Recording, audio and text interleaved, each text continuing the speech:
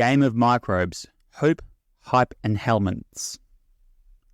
The microbiome has generated a lot of interest and subsequently a lot of hope and hype.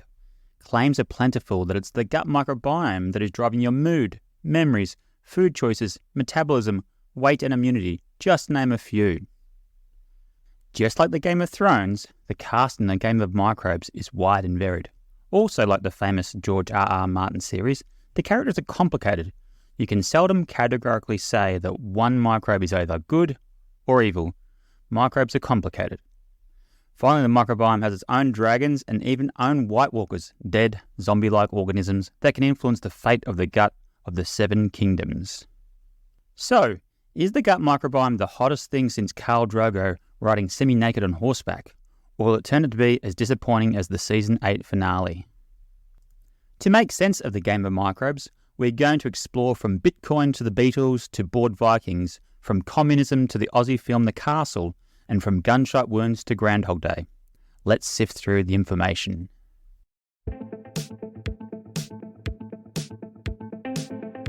Welcome, I'm Nathan Rose and this is the SIFT Podcast, a show where we sift through the sea of information in areas such as health, nutrition, medicine and psychology in an attempt to get a better sense of what it all means. Using science and stories, I aim to synthesize the information so that you are up to date and informed on topics that matter to your health and well-being. We will learn from lessons from the past, but also be excited about innovation and therapies on the horizon.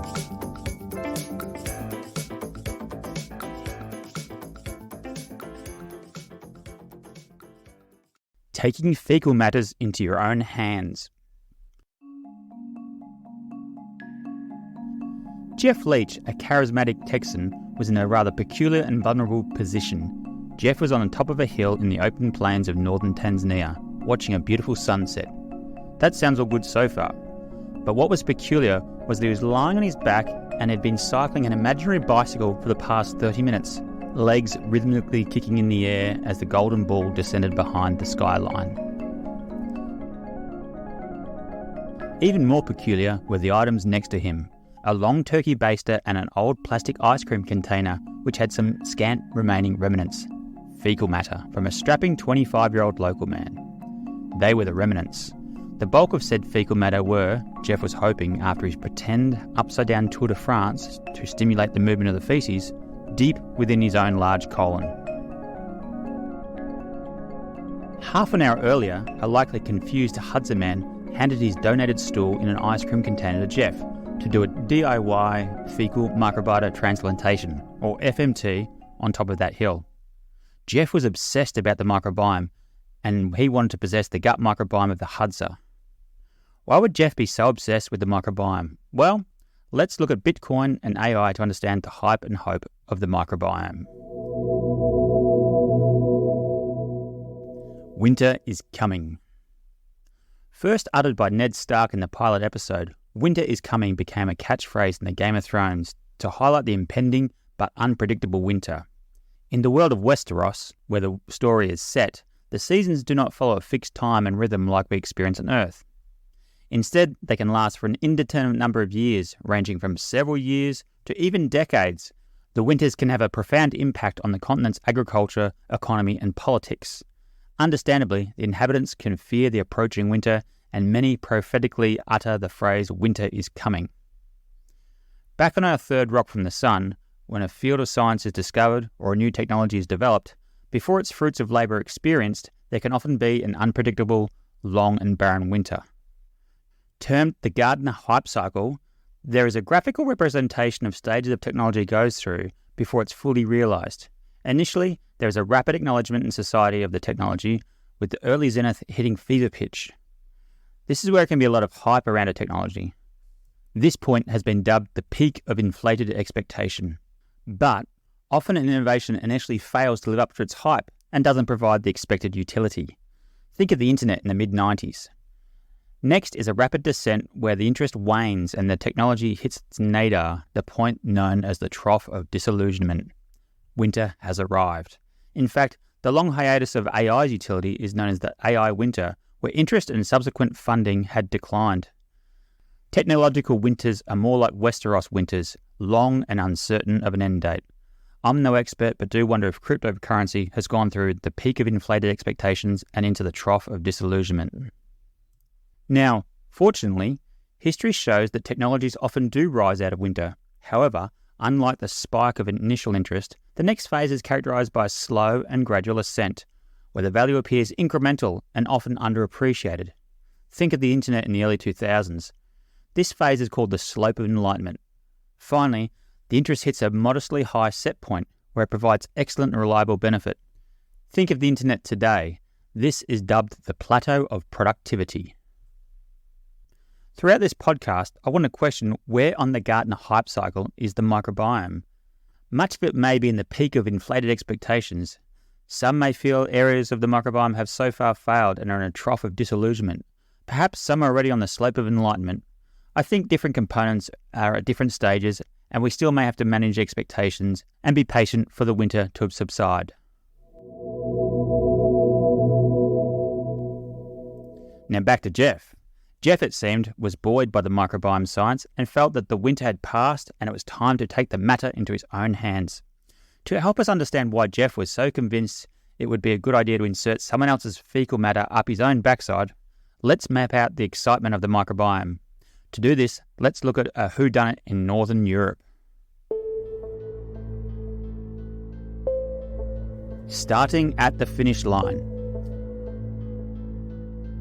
At the end of World War II, the Iron Curtain was drawn tightly shut. The Soviet Union demarcated itself off from the Western and capitalist values, often with sharp and cold borders. Arguably the most well-known example is the Berlin Wall, where East and West Germany were seemingly arbitrarily fated to experience either democracy or communism. A similar, yet lesser-known, sharp divide also occurred in Northern Europe, in the area around the Finnish and Russian border, known as Karelia. And it's here in Karelia where a natural science experiment has unfolded since the Iron Curtain shut and subsequently reopened that have provided valuable insights into health and disease. Karelia has a long and complex history of being divided between different countries and cultures. After World War II, Karelia was split into two parts, Finnish Karelia and the Republic of Karelia within the USSR. At the end of the war, the bulk of the incumbent Finnish population in Karelia were moved to the Finnish side, and Soviets from other parts of the nation moved to Russia Karelia. As time marched on, a huge gradient developed in the standard of living and health between these two groups. The Finnish experienced rapid economic growth and urbanisation, whilst Russian Karelia appeared to remain frozen in time, stuck in a Groundhog Day circa 1944. Even as recently as 2012, in the Russian Karelian capital of Pithkaranta, separated by a lake and only 200 kilometres from Finland, living standards still largely resembled those in Finland half a century earlier. These residents still lived in tiny houses on unsealed roads, often owned their own cattle, produced much of their own food from their garden, and gathered water from their own well. The Finnish saw huge advancements in economic growth after the war, but they also noted rapid increases in disease trends.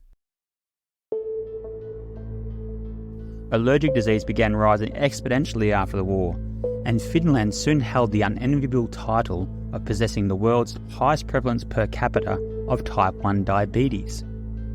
Soon after the collapse of the USSR in 1991, Finnish researchers began collaborating with the Russian Karelians to explore the health characteristics between these two neighbouring groups.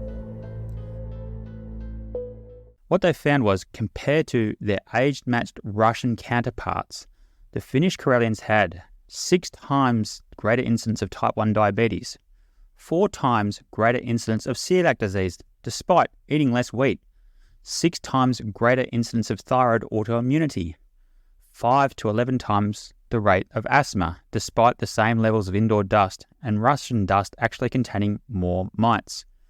And finally, 5 to 14 times more hay fever, despite both groups having equal and low prevalence of hay fever before World War II.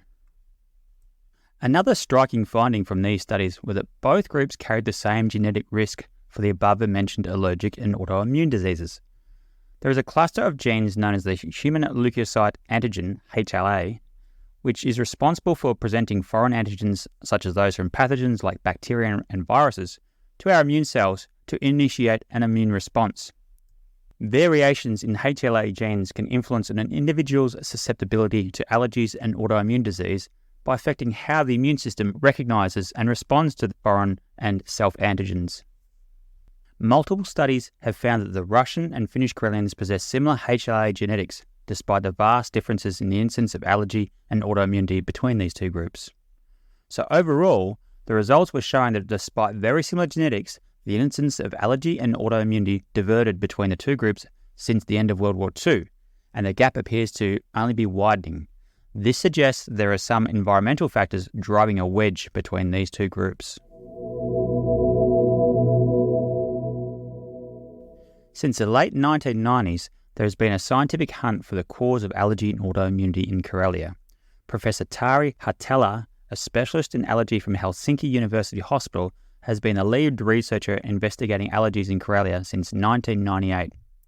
A decade later, in 2008, Mikael Knip, a professor of pediatrics at the University of Helsinki, and his team have doggedly been trying to hunt down the cause of autoimmunity, particularly type 1 diabetes. These two groups have collectively unturned many stones and have both come to the same conclusion. Colonel Mustard in the study with the candlestick. In this whodunit, suspects have been investigated and many ruled out. For example, as the two groups live at the same latitude, vitamin D deficiency in Finnish Karelians is an unlikely candidate. Indeed, serum tests show that vitamin D status is similar in both groups. Another likely suspect was toxins. As a country becomes more industrialised, they use more pesticides in their agriculture and use more synthetic chemicals in their consumable goods. Hatela measured 11 common environmental chemicals in blood samples of both Russian and Finnish Karelian children, with or without allergy, and their mothers. Surprisingly, the Russians had much higher levels of 10 out of the 11 chemicals than the Finnish, not supporting the theory that toxins were driving the cause of allergy in Karelia.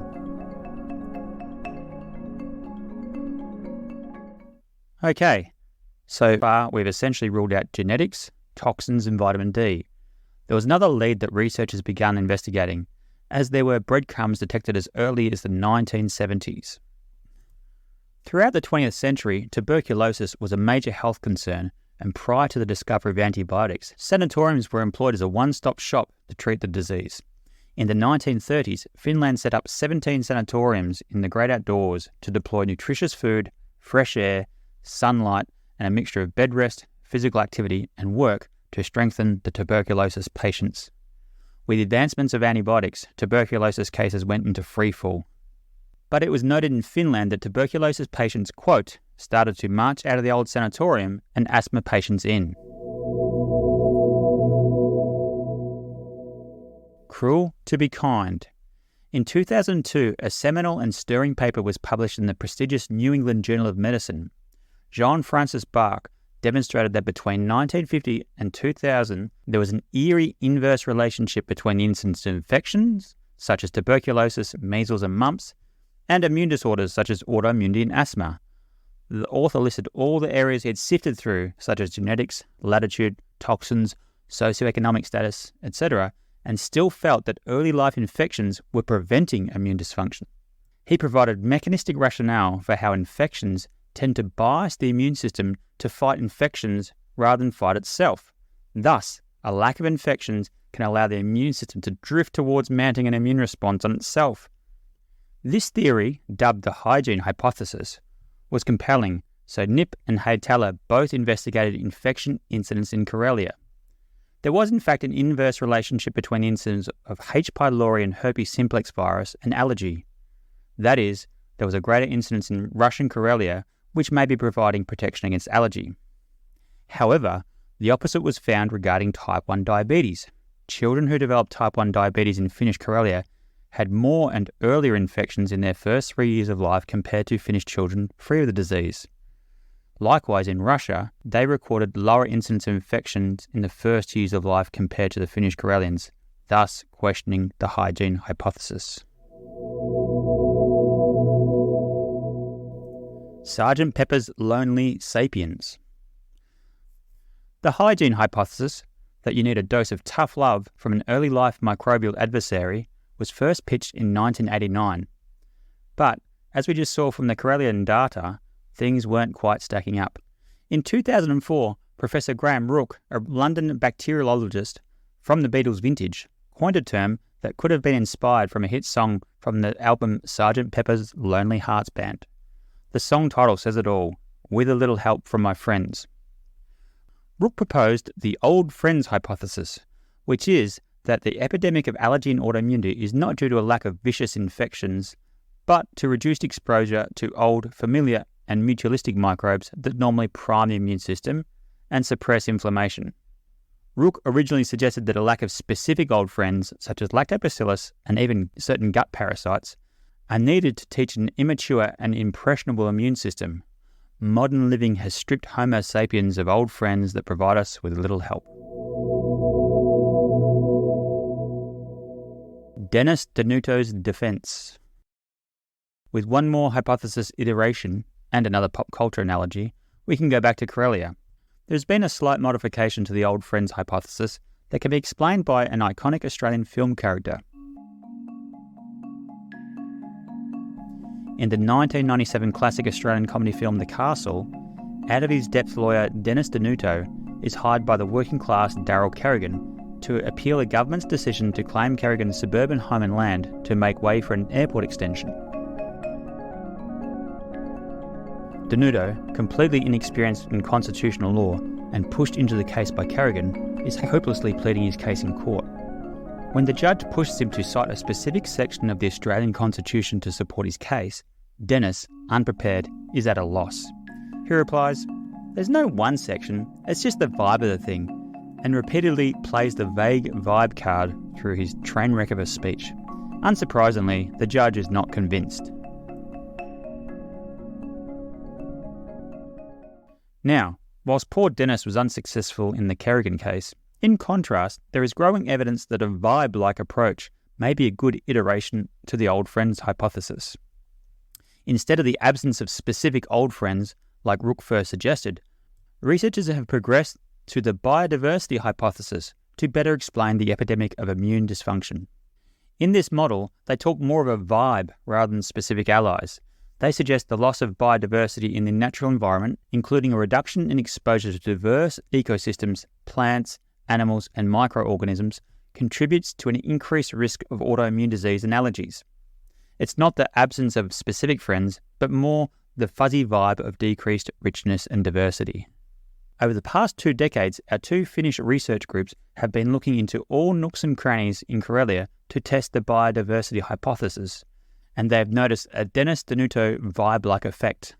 For example, the drinking water in schools in Pitcairanta was found to contain richer and more diverse microbes compared to the Finnish school water. Importantly, through mathematically sifting, or regression analysis, the Russian water was found to have an independent protective effect against allergy. Similarly, Russian Karelian house dust contains significantly greater amounts of microbes compared to Finnish dust. When Hartela and his team only focused on Finnish Karelians, they discovered some differences between allergic and non-allergic individuals. When measuring the amount of vascular plants in a person's living vicinity, they found that healthy individuals had high environmental diversity in their home compared to allergic subjects. Moreover, the healthy participants were found to have a more diverse skin microbiome, in particular, more diversity of a high-order category of bacterium called gamma proteobacteria. Having more diverse gamma proteobacteria on the skin is like saying a country has more diverse types of mammals. Within this realm of gamma proteobacteria is a subcategory or genus called Acinetobacter, which the healthy group possessed more of. Again, Acinetobacter is not a specific species. Even within mammals, at the level of the genus, you can have numerous species. For example, Felis, which contains the house cat, also contains a handful of other wild cats, so it's quite a broad level still. The Acinetobacter genus has been shown to stimulate the immune system to release an anti-inflammatory and immune-regulating mediator called interleukin-10. With this new discovery, Hartela now compared the skin and nasal microbiome between Finnish and Russian Karelian children. He found greater diversity and abundance in Acinetobacter in the Russians versus the Finnish. Collectively, after decades of the hunt for the cause of allergy and autoimmunity in Karelia, These relentless researchers are firming up their conclusion. The latest review in 2023 from Hatela says, overall, the Russians had richer gene microbe networks and interactions than the Finns, which could be linked to a more balanced innate immunity and related with lower allergy prevalence.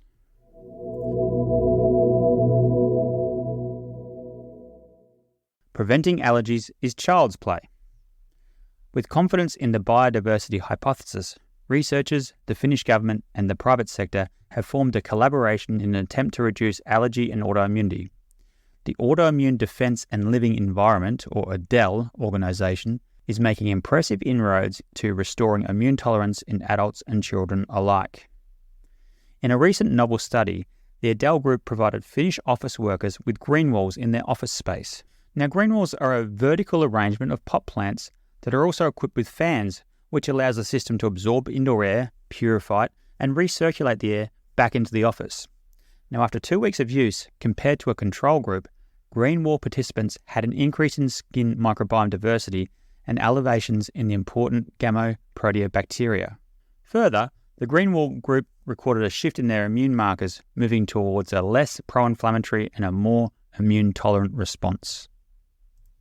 Likewise, the team have conducted multiple studies on introducing natural elements into daycare centres and observing changes in children's microbiome and immune responses. In their most recent randomised clinical trial, playground sound in 2 daycare centres were enhanced with soil containing a diverse range of microorganisms. Meanwhile, in a control group, visually similar placebo sound with a lower microbial diversity was employed at another 4 centres. The children played twice a day for 20 minutes in their respective sandboxes for 2 weeks. At the end of the trial, the intervention group exhibited higher levels of skin bacterial richness and diversity compared to the placebo group. Again, proteobacteria became more abundant in the intervention group. Also, again, the intervention group recorded a shift in their immune cytokines to a more immunoregulatory profile as interleukin 10 increased and the pro-inflammatory interleukin 17 decreased. Even 2 weeks after the intervention concluded, the microbial-rich sand-exposed children continued to hold their new skin microbiome profile. These results from the preliminary trials conducted by ADEL are suggestive of an opportunity to introduce simple and effective strategies to people's environments that can potentially prevent and maybe even manage allergy and autoimmunity. In terms of the Gartner hype cycle, when it comes to biodiversity and immune dysfunction, perhaps we are inching towards the slope of enlightenment. Now, so far these results of discussion has explored the potential of the broader ecology of the microbes, but there's a lot of hype and hope in and around the gut microbiome. So, we'll now turn our attention back to Jeff and why he was inclined to insert foreign feces in his own backside on top of that Tanzanian hill. Jeff's backstory on his back-end story. 11 years earlier to that day on the hill, Jeff's daughter, who was 2 at the time, was diagnosed with type 1 diabetes. Upon the diagnosis, Jeff was angry and upset. From all reports, Jeff felt responsible. In his guilt and consternation, Jeff, an anthropologist by training, did his own sifting through the research to figure out why his daughter's immune system turned on its own body. By piecing together his daughter's short timeline, he zeroed in on his suspect. Jeff's rationale was that since his daughter was delivered via caesarean section, was breastfed for only a few months, and lived in a typical, relatively sterile US suburban home, coupled with a genetic predisposition, had caused the type 1 diabetes. Essentially, Jeff was also an advocate of the biodiversity hypothesis and described his daughter's early life as if she was from Finnish Karelia. However, in contrast to the Karelian research that looked at the wider ecology, Jeff had become solely focused on the gut microbiome. Now, obviously, Jeff performing FMT on himself in Tanzania wouldn't have any impact on his daughter's type 1 diabetes back in Texas, but it was part of an act of his broader campaign to research and champion the gut biodiversity hypothesis. His N of 1 study was to investigate if the transfer of the putative perfect gut microbiome, the Hudson microbiome, would remain in his gut and free him from his recalcitrant Western gut microbiome.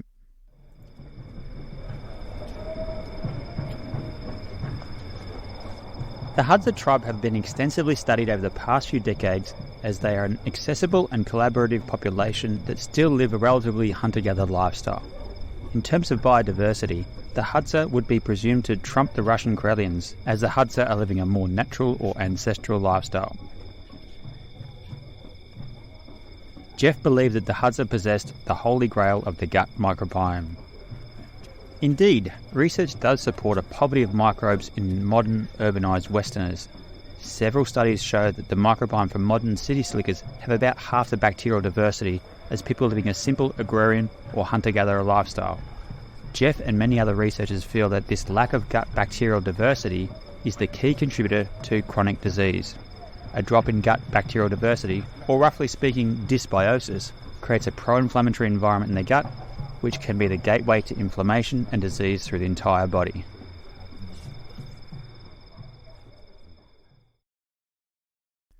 Is the gut the seat of health? The idea that the gastrointestinal tract, and specifically the inhabitant gut microbiome, are central to health is not new.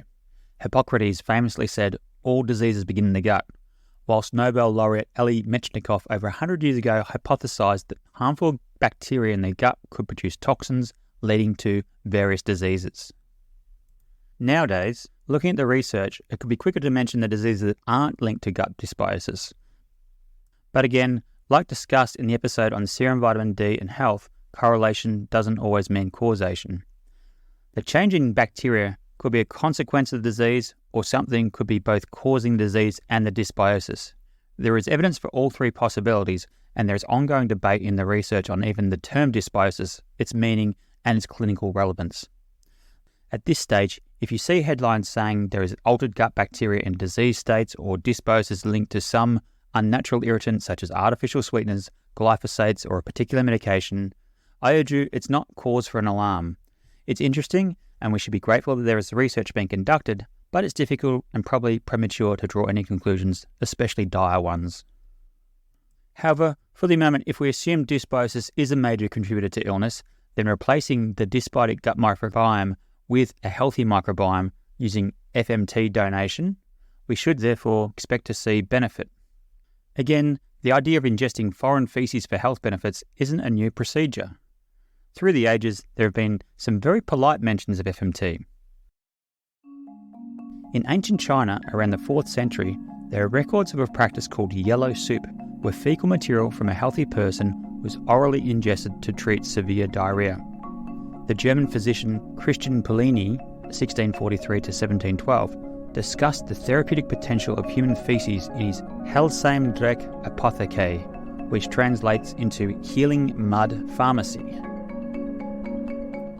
Just for a recap, or for those not familiar, fecal microbiota transplantation, or transfer, FMT, involves preparing a dose from a stool from a healthy donor. The stool is processed to remove impurities and pathogens to leave only the beneficial microbes remaining. The bacteria can then be prepared as a liquid suspension or as a processed form such as a frozen or freeze-dried capsule, or as some jokingly call it, a crapsule. It can be administered through various routes including colonoscopy, upper endoscopy, gastroscopy, or via a nasoenteric tube, a tube inserted through the nose into the stomach or small intestine.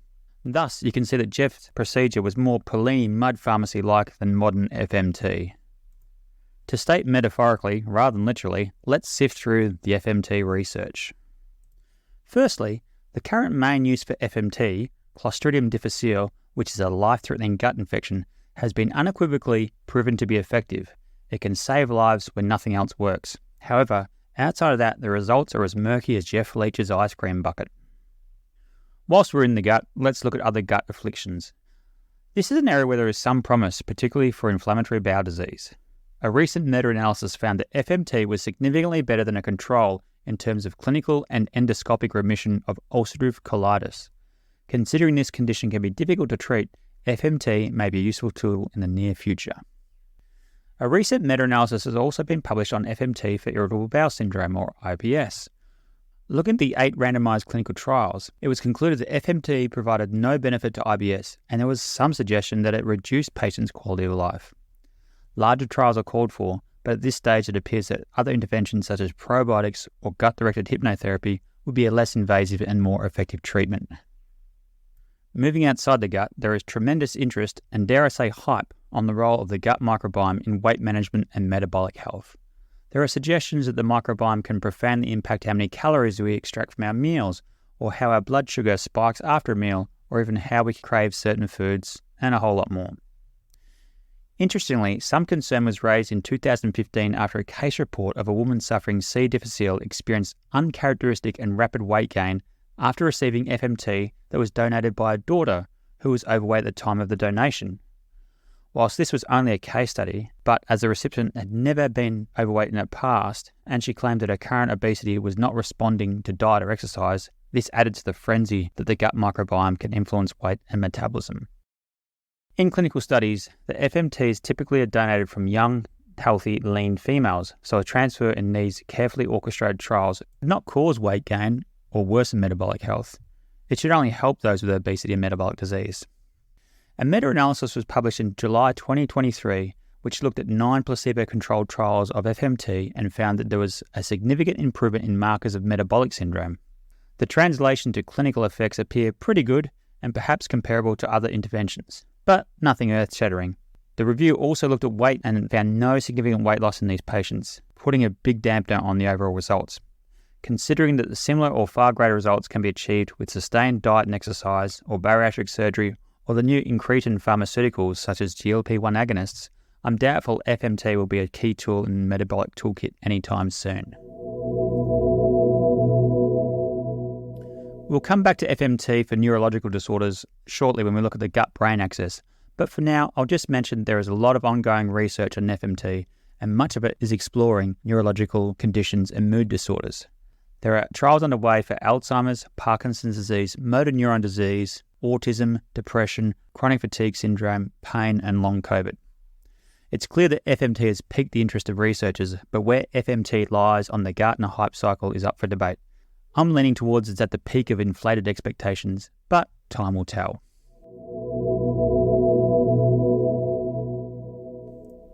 Okay, so far in our game of microbes, we've looked at trying to replace entire populations of microorganisms to alter human physiology. But as Daenerys Targaryen showed in the Game of Thrones, you don't necessarily need a whole army of tens of thousands to conquer the 7 kingdoms.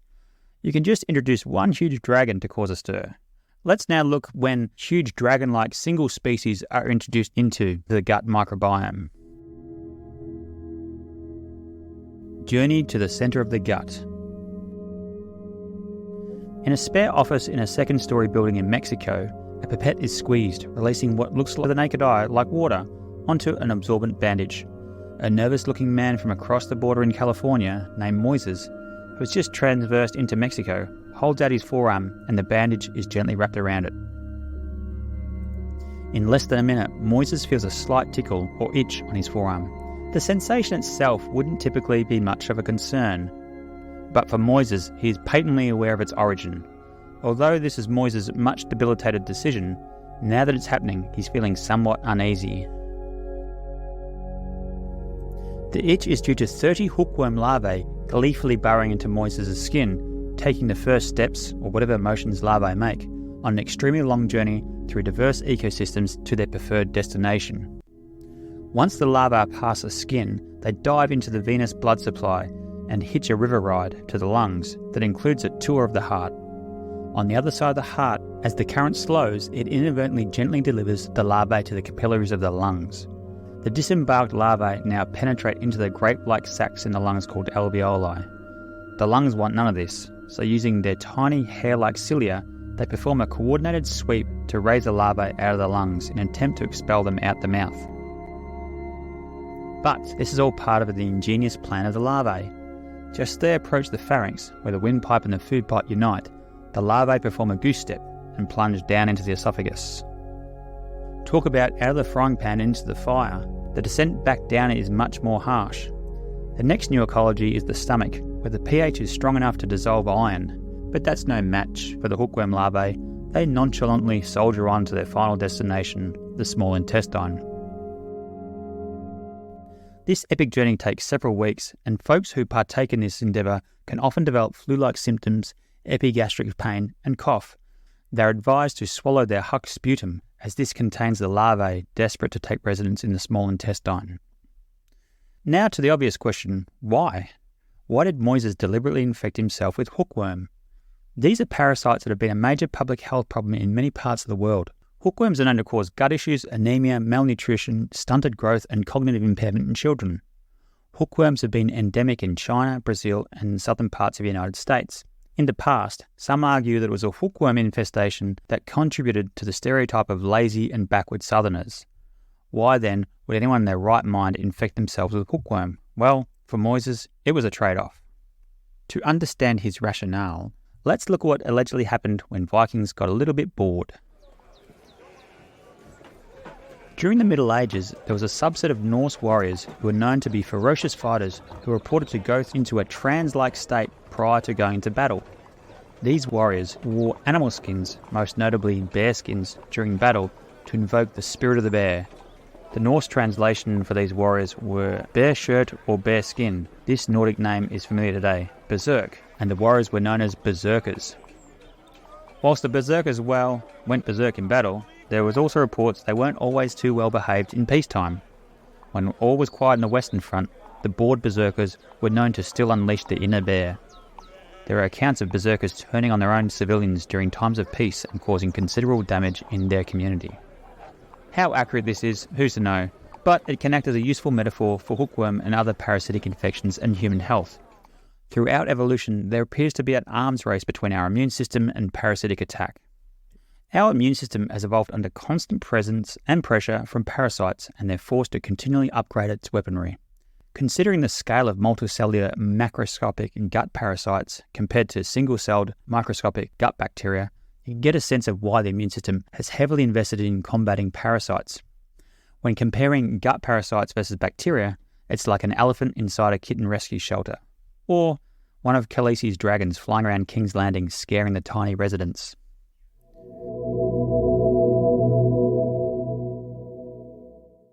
However, parasites don't really want to engage in a fight with the immune system. They'd rather be left alone so they can do what they do best, parasitize the host. A clever way to avoid this is to try and bluff the immune system into thinking that the parasites don't exist. Parasites can do this by sending signals to suppress the immune system, convincing them that it's all quiet in the Western Front, and there's no need to mount a response. Over a long course of evolution, both humans and parasites have developed more and more potent strategies in the game of cat and mouse. Recently, clever humans have developed a checkmate against parasites. With the advent of powerful anti-parasitic drugs, we've managed to successfully eradicate parasites in a metaphorical king hit rather than engage in the usual evolutionary protracted arm wrestle. But some suggest our evolved berserker-like immune systems, which have done a heroic effort at keeping these massive multicellular organisms at bay, are still in their trance-like state after the parasites have been eradicated by the drugs. In peacetime, without the usual heavy pushback from parasites, the immune system gets the message that it's time to unleash an attack.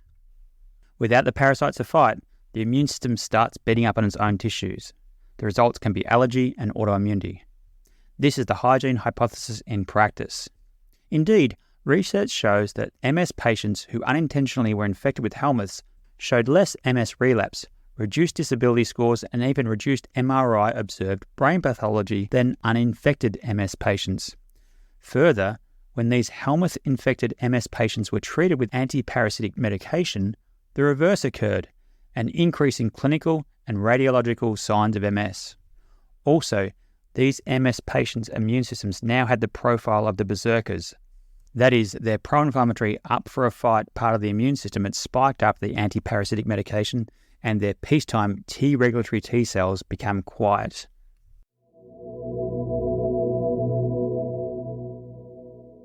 Moises Velasquez-Menuf, a science writer of note, deliberately infected himself with parasites in an attempt to get a handle on his own allergies and autoimmune condition.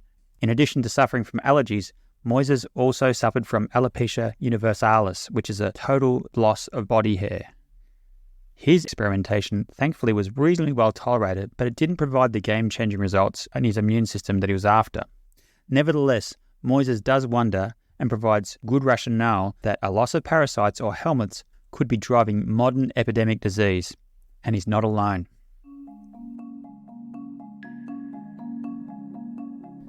Underground worms. there's a growing underground movement of disillusioned healthcare practitioners and patients struggling to manage chronic disease, who also resonate with this hygiene hypothesis and are utilising Helminth therapy. They're avoiding using the truly parasitic organisms to humans, such as tapeworm and hookworm, that some of the early adopters used.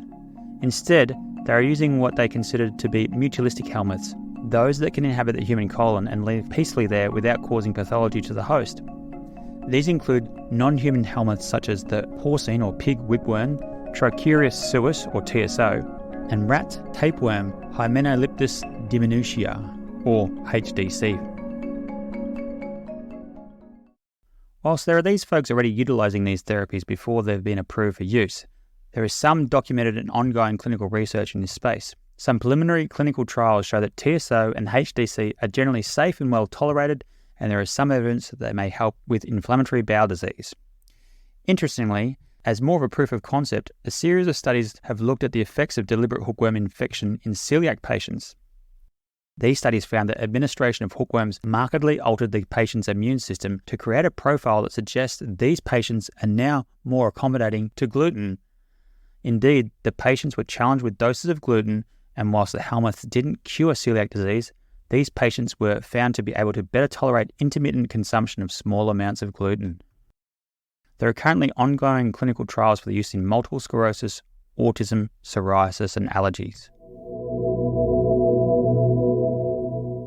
Learning to speak dragon. Some researchers appear to be approaching Helminth therapy like the pioneering discovery of aspirin from white willow or digoxin from foxglove. Rather than simply administering the crude Helminths for therapy, can they detect the chemical signal or signals from Helminths that mediate their benefits and develop potentially more specific and probably more palatable therapies? Researchers from James Cook University in far north Queensland, Australia, are making considerable strides in identifying the immune-modulating factors secreted by Helminths as they lock horns with the human immune system in the evolutionary arms race. The idea is to isolate these factors and use these molecules as templates to create immune-modulating pharmaceuticals. Professor Alex Lucas and his team have recently mapped out hookworm's secretome, the bolus of molecules secreted by a hookworm, into the human gut. The team have narrowed down to 20 proteins from the parasite that exert potent anti-inflammatory properties. Similarly, further down the Aussie east coast in Sydney, researchers have identified parasite secretions that may hold the key to preventing type 1 diabetes. Dr. Sheila Donnelly and her team from the University of Technology in Sydney have identified a single protein termed FHHDM1 that is secreted from the liver fluke Fasciola hepatica. This protein has been shown to prevent the progression of animal models of type 1 diabetes and multiple sclerosis. This protein interacts with macrophages, prompting them to shift from a pro-inflammatory mode to an anti-inflammatory mode. It is thought that by shifting the inflammatory tone, the pancreas is spared the damaging effects of autoimmunity. Collectively, it appears science may be inching its way to the slope of enlightenment by learning the key commands transmitted by parasites. Perhaps science could not only control the dragons, but one day replicate some of their regulating properties, providing more controlled and targeted treatment.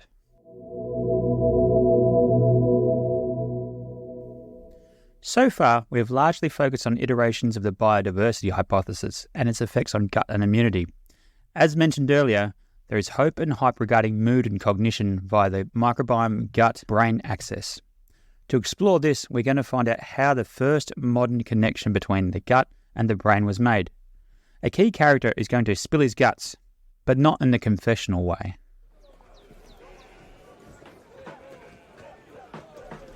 In June 1822, a young fur trapper named Alexis St. Martin was loitering outside a trading post on an island near Michigan. Less than a metre away from him, a musket accidentally went off, sending a bullet through St. Martin's torso. He suffered horrific damage to his lungs and stomach, so much so that it was reported parts of his lung, stomach and breakfast were propelled out onto the floor. Death seemed all but certain. Fortunately, stationed nearby was an army surgeon named William Beaumont, who quickly attended the incident by horseback. Beaumont saved St. Martin's life and performed around a dozen surgeries over the next year, almost restoring St. Martin to normal health. I say almost, as despite the numerous surgeries, Beaumont could not bridge the gaping hole in St. Martin's stomach. The patient had a permanent opening to his stomach. It would be insensitive to say that the crisis brings opportunity, but it seems Beaumont did make the most of St. Martin's portal to his digestion. Due to the nature of St. Martin's injury, and therefore he was unable to travel long distances, and he was unable to receive a government pension, to make ends meet, he came to a strange agreement with Beaumont. The surgeon convinced the authorities that St. Martin could stay in Michigan and earn his keep by performing light chores for Beaumont, and more important for Beaumont, St. Martin could be his guinea pig. Over the next 10 years, Beaumont performed over 200 experiments on St. Martin's digestion, none of which sounded terribly pleasant. For example, Beaumont inserted food samples into St. Martin's stomach through the fistula and carefully observed the digestive process, often removing samples to analyse them at different stages of digestion. These experiments led to significant insights into how the stomach works, the role of gastric juices in digestion, and the effects of different foods on digestion. 11 years after the Muscat accident, in 1833, Beaumont published what sounds like a real page-turner, Experiments and Observations on the Gastric Juice and the Physiology of Digestion. By all reports, it was actually a hit, and it punched above its weight with some of the contemporary books of the time, such as the Book of Mormon and the Hunchback of Notre Dame. Importantly, this publication of years of tinkering with St. Martin's digestion became the foundation of modern gastroenterology. However, it wouldn't be hard to imagine if you were St. Martin and old mate Beaumont continually tinkered with your fistula that, after a while, you may get a little vexed. Again, the ever-observant Beaumont noted that if St. Martin was angry, his gastric secretions decreased. Likewise, if St. Martin was anxious, his gastric secretions decreased. Thus, Beaumont was the first to make the connection of the gut-brain axis. Waiting for the revolution. Thankfully, Irishman Professor Ted Dinan, considered a pioneer in the microbiome gut-brain axis, has a less dramatic and more patient-friendly origin story than Beaumont. A psychiatrist by training, Ted became interested in the connection between the gut microbiome and mental health because of his own clinical experience and research background. He noted that many of his patients with depression and anxiety had gastrointestinal problems, such as IBS, and that these problems often preceded the onset of psychiatric symptoms. In 2003, Ted moved to the University College Cork in Ireland to help launch the APC Microbiome Ireland Research Centre, which is now considered the world-leading institute that studies the role of gut microbiota in health and disease. Some of the earlier findings Dinan and his team reported were that stress can change the composition of the gut microbiome, and that transferring the microbiome of depressed humans into germ-free mice altered the behaviour of these mice, essentially transferring depression into these mice. In 2008, Dinan was the first to demonstrate administering a probiotic, Bifidobacterium infantis, to mice provided an antidepressant effect. He later coined the term psychobiotics to describe beneficial bacteria that can improve mood and cognition. In 2017, Dinan and his long-term gut-brain axis researcher sidekick, John Crinan, along with author Scott Anderson, published the book The Psychobiotic Revolution. One section of the book describes the current scientific consensus on how probiotics and more broadly the gut microbiome interacts with the brain to mediate the potential benefits on mood and cognition. Firstly, there is solid evidence that the benefits are largely mediated through the activity of the vagus nerve. The bacteria in the gut lumen trigger the recently discovered neuropods in the gut wall. These neurons sense bacteria in the gut and send electrical signals to the nearby ends of the vagus nerve. This triggers the vagus nerve, which is essentially the body's bidirectional superhighway, to send signals back to the brain. Another way in which the microbiome can affect brain function is indirectly via lowering inflammation. There is ample evidence supporting the cytokine theory of depression, in which elevated chemical messengers of inflammation, such as tumor necrosis factor alpha, can contribute to the development of depression by affecting the activity of neural circuits. The gut microbiome interacts directly with the gut-associated lymphoid tissue, or GALT, the resident immune cells in the gut, and can lower inflammation and subsequently potentially improve mood.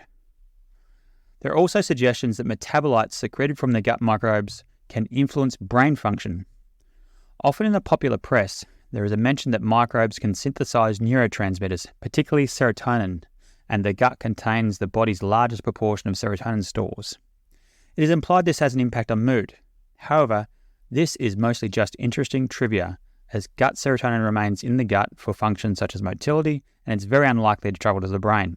Also, the serotonin theory of depression itself has more or less been falsified, a topic for another podcast, and thus probably is not a good explanation of how gut bacteria may improve mood and cognition. In any case, Dinan and many others have built a pretty good case that the gut microbiome can influence mood. A question from here is, how meaningful is this connection, and can it be exploited for clinical purposes? Is the juice worth the squeeze? Are we on the cusp of a psychobiotic revolution? The number of randomized clinical trials on the use of probiotics for mood disorders have been steadily growing over the past few years, adding to the excitement of the psychobiotic revolution. However, again, perhaps not surprisingly, the results to date are mixed. Part of the challenge is the use of different strains, different conditions, the severity of each condition, etc. However, using broad strokes, a recent review looking at 26 studies concluded that probiotics could be an effective and economical adjunct therapy. That is, it can be used alongside conventional pharmaceutical treatment. However, the reviewers cite weak study designs, which makes it very difficult to detect a reliable therapeutic signal, and thus they suggest the results are inconclusive. Similarly, the latest review on the use of probiotics for other emotional and cognitive disorders found the same conclusion: mixed results. This review looked at conditions such as substance use disorder, eating disorders, attention deficit hyperactivity disorder, ADHD, and neurocognitive disorders and autism spectrum disorders, and found that whilst probiotics were well tolerated, the benefits were equivocal or mixed.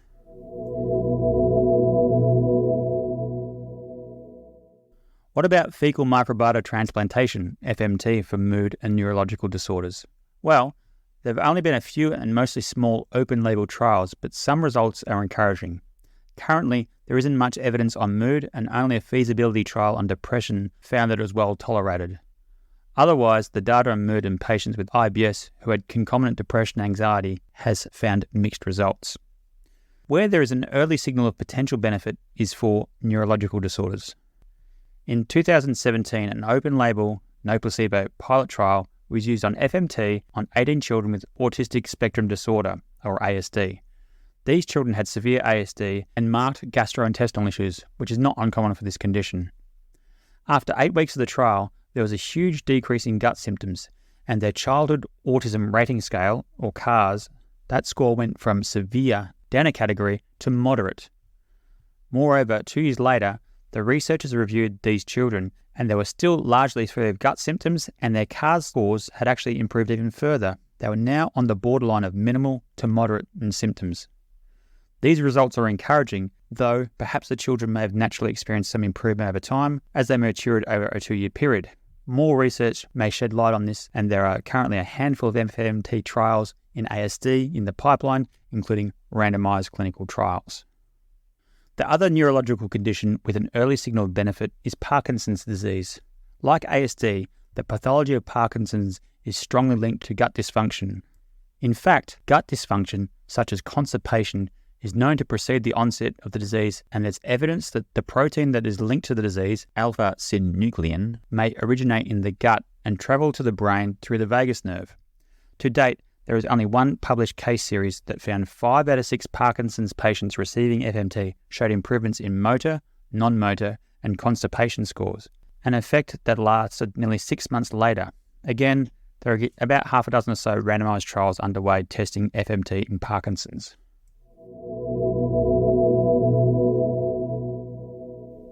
Before we have a quick look at the horizon of probiotic and biome interventions, it's worth putting into perspective some of the foundations of the microbiome gut-brain axis. Ted Dinan's research shows that probiotics and the gut microbiome, rather than directly improving depression, appear to improve our stress resilience. That is, they can help us cope with stress better, and this may help protect against low mood. Additionally, despite the appeal of novel probiotics to improve stress and mood, Ted acknowledges that the cornerstone to a healthy and robust microbiome is a diet largely free of ultra-processed foods, such as the Mediterranean diet, and he highlights the emerging evidence of the prebiotic effect of vigorous aerobic exercise. Researchers are still teasing out how, but it appears clear aerobic exercise improves the diversity of the gut microbiome. Thus, until the revolution arrives, or more likely even when the psychobiotic revolution arrives, you can't go wrong with eating a whole food, plant-based diet and engaging in regular physical activity. Bonus if you do the exercise in the great outdoors and get regular contact with nature, such as gardening. Owning a pet appears to have some benefit to diversify the microbiome as well. Essentially, go live life and much of the microbiome may look after itself.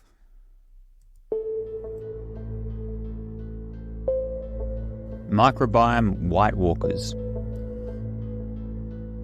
Whilst generic advice like diet, exercise and green space are foundational, I acknowledge that there is still some that may need more specific microbiome-based therapeutics.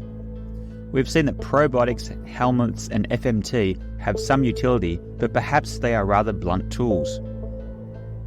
There is emerging evidence that iteration and innovation in these areas may put us on the path to the slope of enlightenment. One exciting area that is already in commercial and clinical use is the use of dead, zombie-like bacteria. In Game of Thrones, the Whitewalkers from the frozen wastelands north of the Wall wreaked havoc on the living. These supernatural beings were reanimated dead bodies that wanted to conquer the Seven Kingdoms. In recent years, zombie-like probiotics have been studied, but more for their benevolent properties. These are like friendly Whitewalkers. How do they work? Firstly, the live bacteria are inactivated, typically killed by heat treatment, chemicals, or UV radiation. As the bacteria perishes, it releases its inner cellular components. It is thought that these exposed and accessible, yet inanimate pieces of cellular debris act as signaling molecules that can inhibit gut pathogens and communicate with our immune system. The debris include vitamins, flavonoids, organic acids, short-chain fatty acids, proteins, amino acids, antimicrobial compounds, and many others.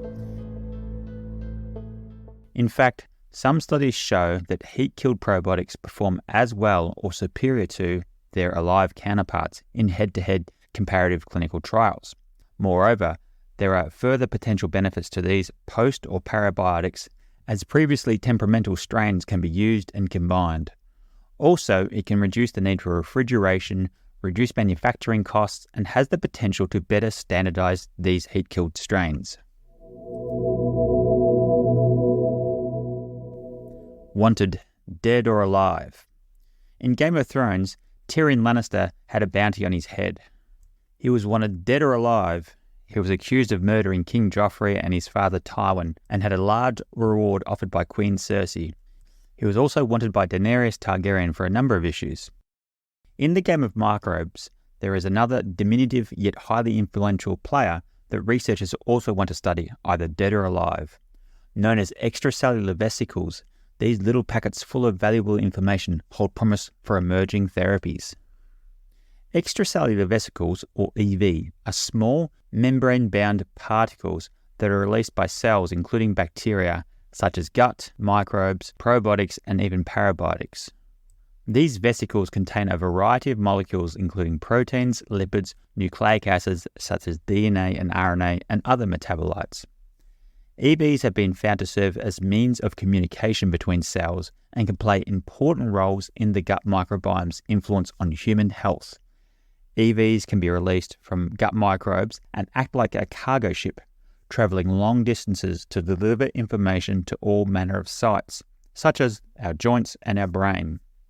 Many researchers feel that understanding and capitalising on EVs will put the microbiome science on the path to the slope of enlightenment.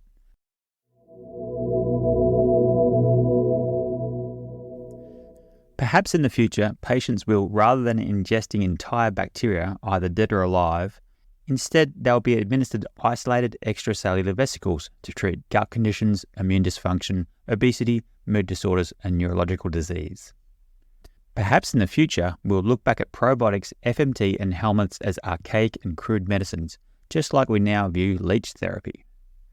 I expect with continued research and refinement, the gut microbiome will provide many valuable therapies.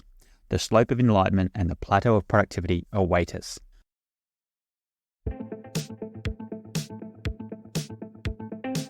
Thanks for listening. I look forward to speaking to you again soon.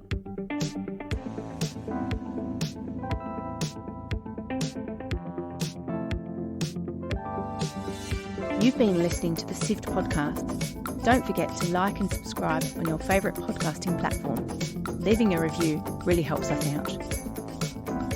The information on this podcast is for educational purposes only and is not intended or implied to be a substitute for professional medical advice, diagnosis or treatment. Always seek the advice of your qualified healthcare provider before starting any new treatment or discontinuing an existing treatment.